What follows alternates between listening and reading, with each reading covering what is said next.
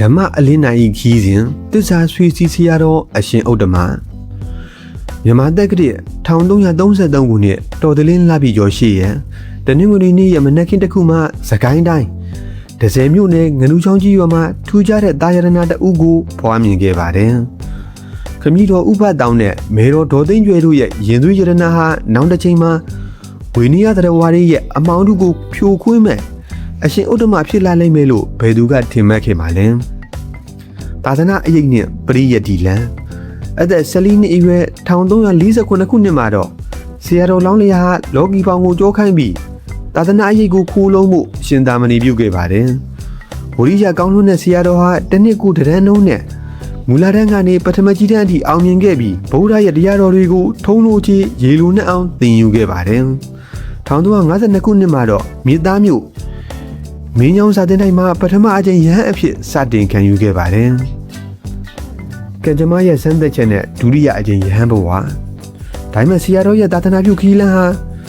ပန်းခင်းလန်းလို့ဖြောင်းတန်းမနေခဲ့ပါဘူး။ရဟန်းဝါ12ဝါအရာမှပြင်းထန်တဲ့ကျမ်းမာရေးပြဿနာကြောင့်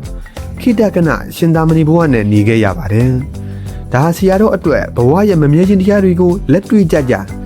ဆင်ခြင်မိစေခဲ့တဲ့အချိန်တွေပါပဲ။ကျမ်းမာရေးပြန်လည်ကောင်းမွန်လာတဲ့အခါ1364ခုနှစ်မှာတော့မိခင်ရဲ့ဌာနမှာပဲဒုတိယကျင်းရဟန်းအဖြစ်ကိုခံယူကာသာသနာပြုလုပ်ငန်းတွေကိုအရှိန်အဟုန်နဲ့ပြန်လည်စတင်ခဲ့ပါတယ်။ဝိပဿနာအလင်းနဲ့သစ္စာဆွေစီဟိန်းနံယခုအခါမှာတော့ဆရာတော်ဟာစကိုင်းမြို့ရွှေဝင်းဝရက်ကွက်ရှိသစ္စာဆွေစီကျောင်းတိုင်းမှာတရင်သုံးရင်မြန်မာနိုင်ငံအနှံ့နဲ့ပြည်ပနိုင်ငံတွေအထိပါတရားဓမ္မတွေကိုပြန်ပေါ်အောင်ကြိုးပမ်းနေပါတယ်။ဆရာတော်ရဲ့ဟောကြားမှုတွေဟာထူးခြားပါတယ်။ခက်ခဲနဲ့နေတဲ့ဝိပဿနာတရားတော်တွေကိုရိုးရှင်းပြီးလက်တွေ့ကျကျလိုက်နာနိုင်အောင်ဟောကြားတတ်တာကြောင့်လူငယ်လူရွယ်တွေနဲ့လူလက်ပိုင်းတွေကြားမှာအထူးကြီးညိုလေးစားခြင်းခံရပါတယ်။သစ္စာဆွေစီဓမ္မရိပ်သာအမည်နဲ့တရားစခန်းတွေကိုလည်းစင်ဆက်မပြတ်ဖွင့်လှစ်သင်ကြားပေးနေပြီးယောဂီအပေါင်းကို